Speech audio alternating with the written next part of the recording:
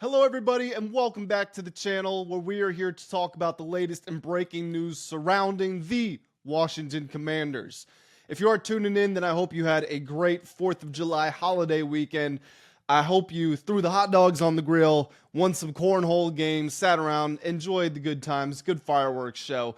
Personally, in my neighborhood, people were shooting off fireworks till midnight. And I'm not trying to sound like a boomer, not trying to sound old and bitter, but yeah, I was ready to go to bed, and those things were still going off. Me and my girl were just sitting there like, when is this going to end? We're trying to get some sleep, but we enjoyed the festivities just like I hope you all did. We don't have a bunch to talk about in actual news headlines today, which is why we are going to be turning to ranking inside of the division, because that's always fun. Hopefully, help me get some views on the channel, and we'll see where it goes. Guys, if you are here, then please, I do ask a big favor of you. Hit that subscribe button so you never miss out on the upcoming content that I do have on this channel. Whether you support the Commanders, whether you want to support me, whether you support Eagles, Cowboys, Giants, and you just want to see like what's going on, what's the scouting report on the other side of the fence, do that as well. But hit the subscribe button, make sure you do it. Also, if you do want to support this video, hit the like button. It helps me out tremendously. Okay, so we are going to be talking about ranking the quarterbacks in the division, and I want to start with the Giants real quick because we don't really know who we're ranking. Are we ranking Jaxson Dart? Are we ranking Jameis Winston? Are we ranking Russell Wilson?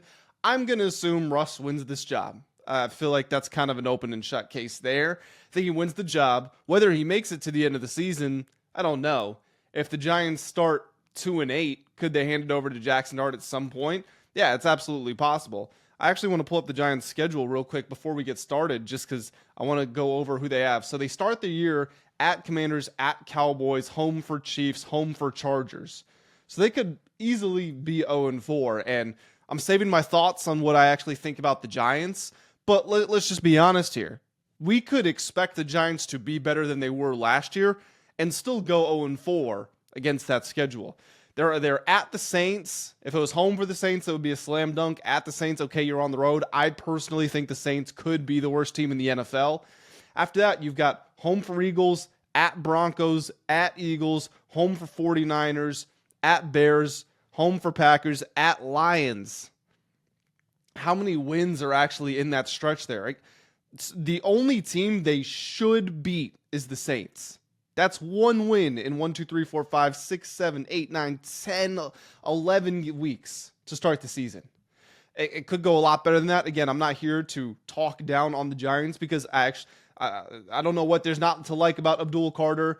They've been making steady upgrades to the roster. They have one of the, if not the best defensive line in the entire NFL, so they could be good. I'm just going over this to say that I think Russ will start the year. If we revisit these rankings around most teams' bye weeks or the middle of the season, then okay, maybe we're ranking Jaxson Dart now, but we're going to start with Russell Wilson. So let's start from the top down. Let's go from number 1 to number 4 here. I'm going to start this off with a bit of an analogy here, and this is for my Commanders fans and also the non-Commanders fans here. If you ask someone who's a hip-hop fan, who's the best rapper of all time, you know, you're going to get a variety of responses. You'll get some Jay-Z's, you'll get some Nas's, maybe some Eminem's, maybe some Lil Wayne's. You're going to get your people who like the lyrical. They're going to say Andre 3000 and stuff like that.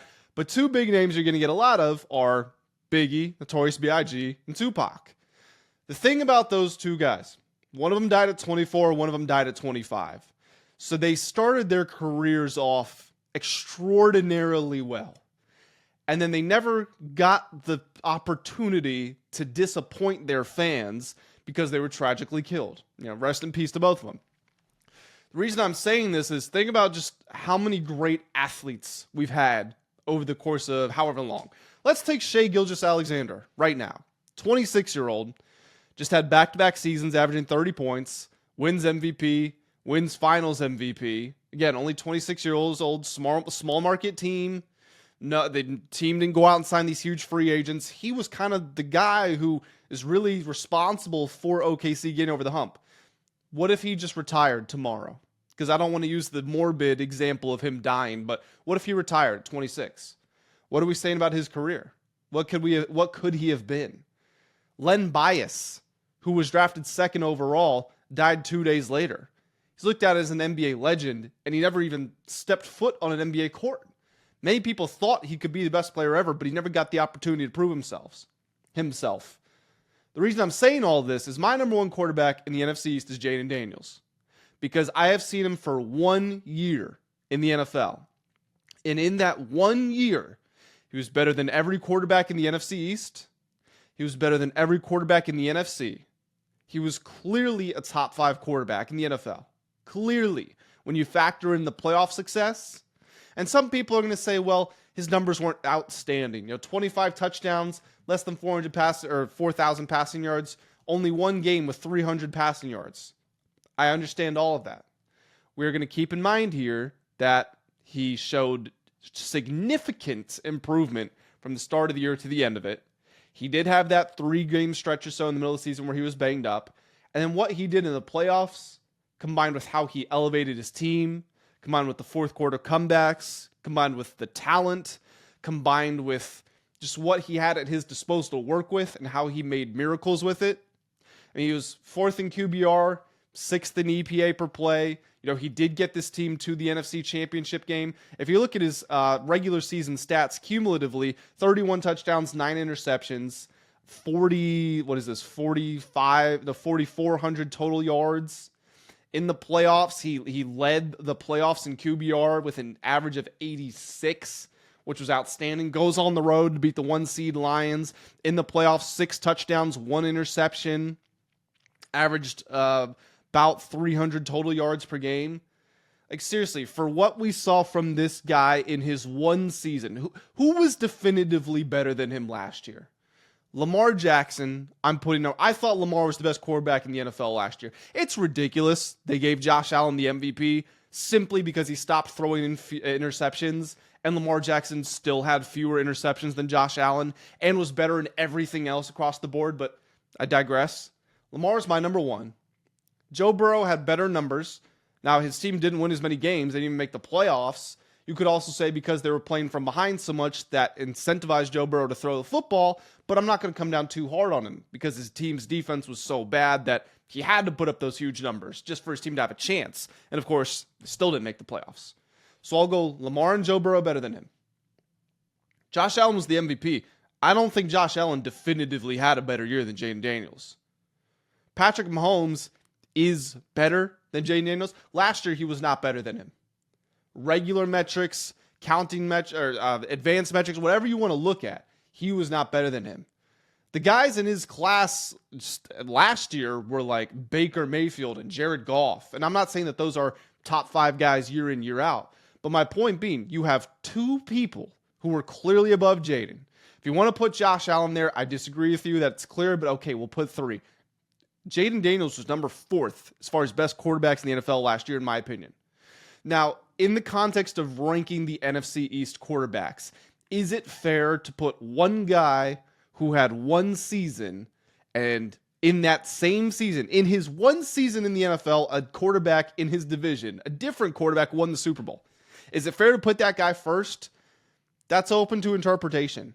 And if I get flooded with people in the comments saying it's disrespectful to put him number 1, I understand that. And here's the thing. When we come back and we look at these rankings next year, maybe Jayden is 3rd. Because maybe in his 2nd season, he falls off. Maybe he has the sophomore slump. Maybe something that happened to CJ Stroud happens to him. And I'm not blaming Stroud entirely for what went wrong in Houston. His offensive line couldn't protect him. His top 3 receivers got injured. But things did slow down a little. If you were doing the top 5 last year, you'd probably put Stroud up there. Now you'd probably put him in around like 10th. Some people maybe even below that. Maybe that's what's going to happen to Jayden Daniels. The point is, I don't know. I've seen one season of him. And that one season was so extraordinary that I have to put him first. 100% of the sample size I have of him tells me he's better than everybody in the NFC East. Which brings us to number 2, which is actually a very interesting discussion because Jalen Hurts, I think, could be first on some people's list. I think he could be 3rd. It becomes a very interesting question, but for very different reasons. So the argument between Jayden Daniels and Jalen Hurts is, again, 1 year of Jayden Daniels, and in that 1 year, Jalen Hurts won a Super Bowl. Here's the biggest compliment I can pay to Jalen Hurts is in the 2 Super Bowls in which I have seen him. I think they've been the 2 best games of his NFL career.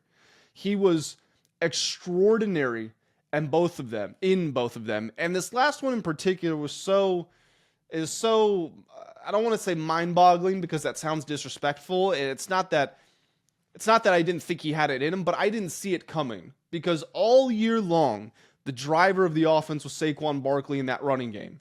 You get to the Super Bowl, and it's Jalen Hurts just obliterating everything the Chiefs threw at them. And Steve Spagnuolo, he didn't work as a head coach. He's one of the best defensive coordinators in the history of the league. And he has been outstanding for the Chiefs during this run. And they couldn't do anything with what Jalen Hurts was doing to him on the ground, through the air, deep shots, intermediate game, short game. It was perfect.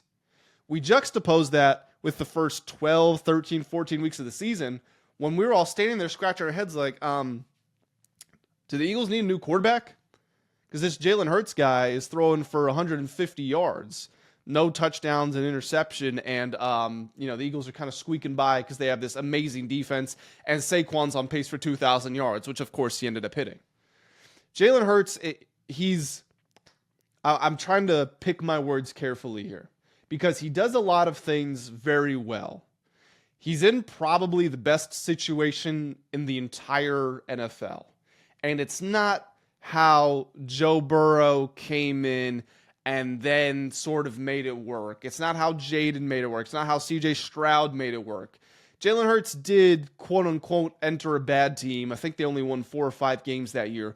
But the GM, Howie Roseman, had proven himself before, and it didn't take long for him to get that roster to where it became the best situation. Again, not disrespecting Hurts here, but he didn't make it a great situation. That was the front office. The front office gave him Devontae Smith and A.J. Brown and this incredible offensive line, and they built the defense to the point that there's basically no pressure on the quarterback. All these things contribute. Also, Jalen Hurts barely throws the ball over the middle of the field. Now, when he does it, he's actually fairly effective, but I don't know if it's a mental block or he doesn't see the field well, but he rarely ever targets the middle of the field. And as far as the short and intermediate stuff, it's a lot of slants, a lot of ins to A.J. Brown. He's great throwing the ball deep outside the numbers. It's fairly limited in the short middle of the field. So he does a lot of things well. Tush push being a part of that. Like, is it a gimmicky play? Sure.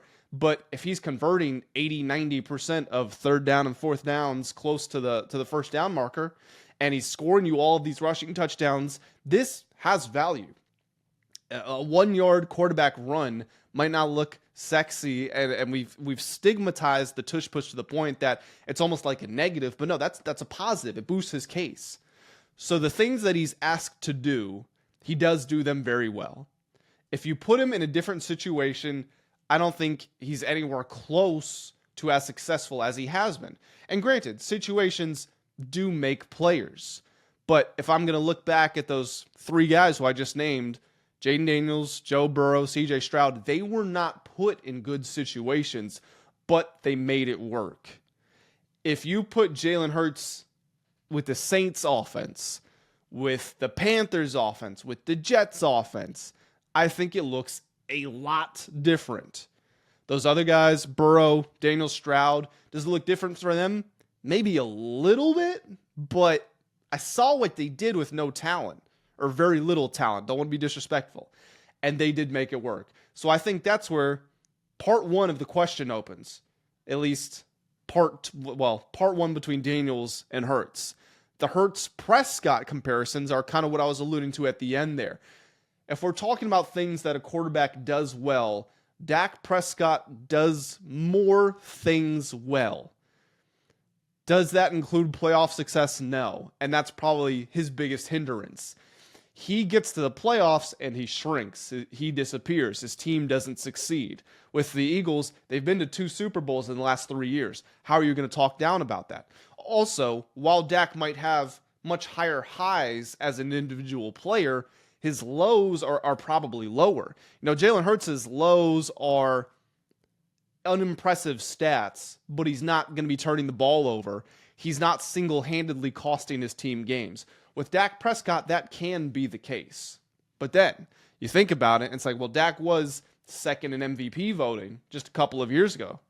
Is Jalen Hurts, has he gotten to that level? Will he ever get to that level? Most people are going to tell you no. So this kind of comes down to, what is your criteria? What lens do you view this from? If you're lining everybody up for a game of 7-on-7, almost everybody's going to take Dak Prescott over Jalen Hurts. But we don't play, I say we, the players in the NFL, they don't play 7-on-7. They play 11-on-11 with pads and time management, physicality, leadership.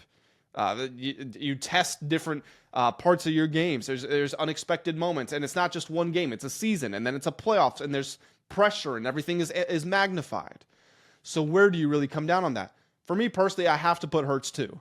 It's a guy who's won a Super Bowl. He has a lot of his value to his team is just how he's so steady. And this doesn't sound like it should even be a part of quarterback rankings.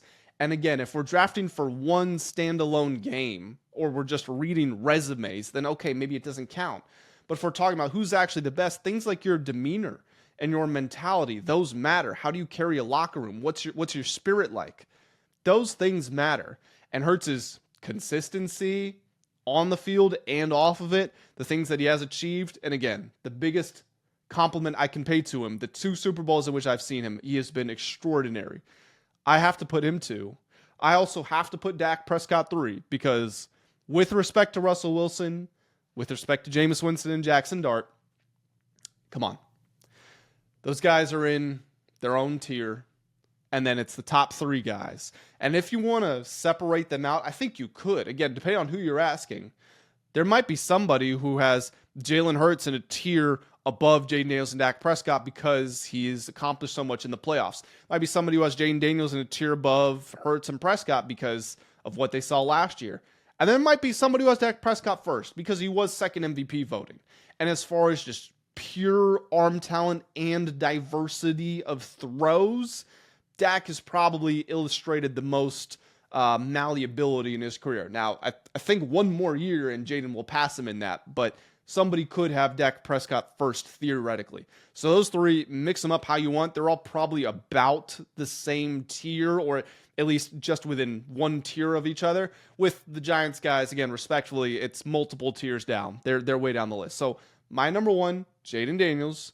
Number 2, Jalen Hurts. Number 3, Dak Prescott. Number 4, Russell Wilson. I have a buddy named Tanner Kern. He's awesome. You can find him on socials, Insta, Twitter, TikTok, Tanner Kern. He puts out great content. We also co-host a podcast, and we did our top 10 quarterback rankings in the NFL. And I had Jayden Daniels, Dak Prescott, and Jalen Hurts all in my top 10 of all quarterbacks in the NFL. If you want to check that out, it is on the Ride the Line podcast here on YouTube, where we jumped into our top 10 quarterback rankings. Russell Wilson did not make the list. This is only supposed to be the NFC East, but while we're here, let's just take a quick look around the NFC as a whole. So if you're trying to figure out who the best quarterback in the conference is, some names you would put in there: Jared Goff, probably. Jordan Love, probably. We'll see what happens to Caleb after this season. Baker Mayfield's up there. Matt Stafford's up there. People who put Purdy or Kyler there, I think it's appropriate that I shout them out and then we just do nothing else from that. I think we leave them where they are. Because Jayden Daniels is my number 1 in the conference, or in the division, excuse me. I do have number 1 in the conference.